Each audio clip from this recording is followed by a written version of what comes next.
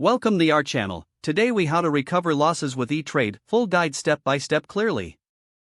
To recover losses with E-Trade, start by assessing your current financial situation.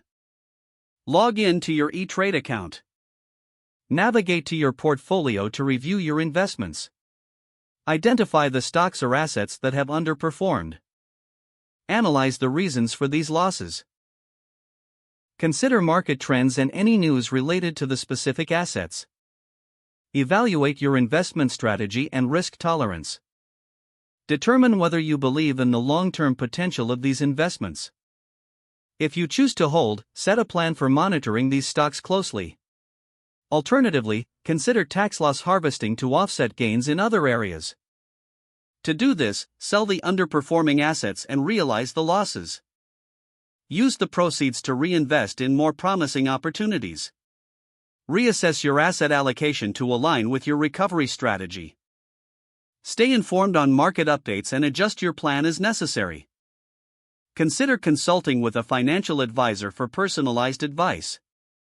Regularly review your performance to track recovery progress.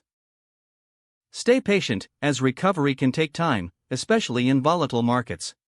Continuously educate yourself on investment strategies and risk management. Keep a positive mindset and focus on long-term financial goals. If the page does not load, refresh the browser or try again in a private or incognito window. Make sure you are using the correct email address, then retype it carefully to avoid small typos. If your password is not accepted, use the reset option and create a new strong password you can remember. Check your spam folder for verification or security emails, then complete any requested confirmation steps. Enable two-factor authentication if available to improve account security and reduce unauthorized access risk. After signing in, review your profile details so your contact information and settings are accurate and current. If you see an error message, note it down and try again after restarting your device and internet connection. Log out when you finish, especially on shared devices, to keep your account and payment information secure. If the page does not load, refresh the browser or try again in a private or incognito window.